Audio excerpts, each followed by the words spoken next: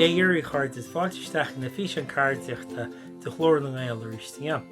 Tásún go se belu go cúneal go más máile. Sin tionscnamh do bhfuil am chuoipinge ná an Botha Ceatha mai cinn se bhí seo. Tá ní difriúil agus líródaí codáis se le híomh, mar chláutaí. Fáin lom agus duine ceann. Tastó, pápar dáte nó cárta dáte, rialóid, susúr, stáplóid, peán luí, líródaí codáis agus glú.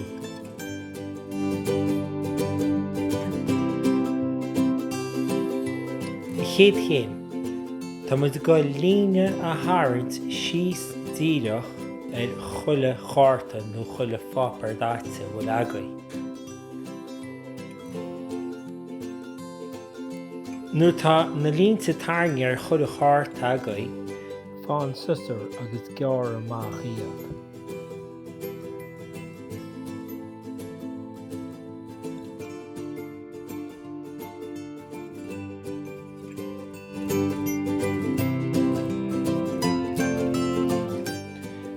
Nuair tá na cártaí le gearr amach agaí, breanú siad gur le seo.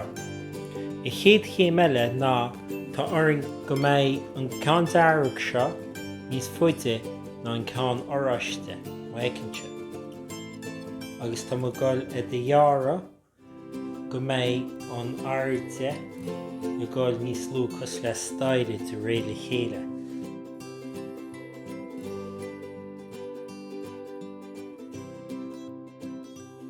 Maicinse tá an ceann dhearadh níos faide ná an ceann corcra.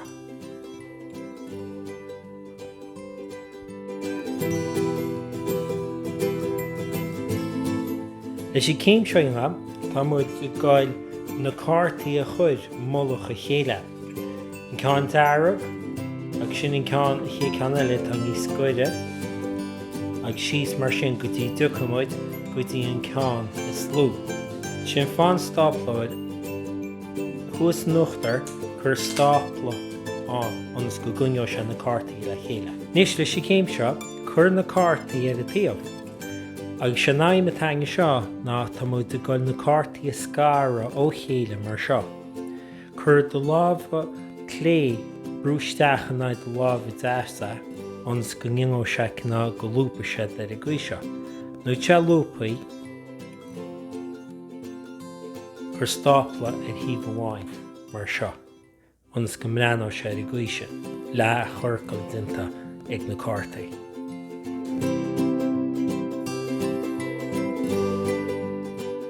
Leis I céim seoinga teastóg na líródaí codáis agus an glú.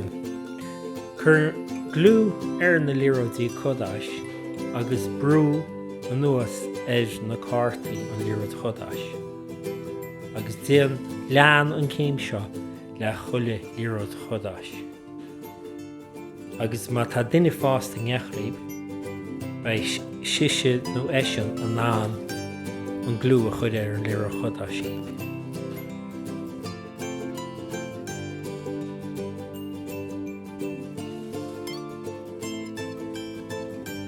Is, sin agaí an Botha Ceatha dinta agaí, nach meanan se go dáas. Bainnig I trí le seo Somália, bálig isteach ríist máireach agus bei tionscnamh do bhaile slán go fód.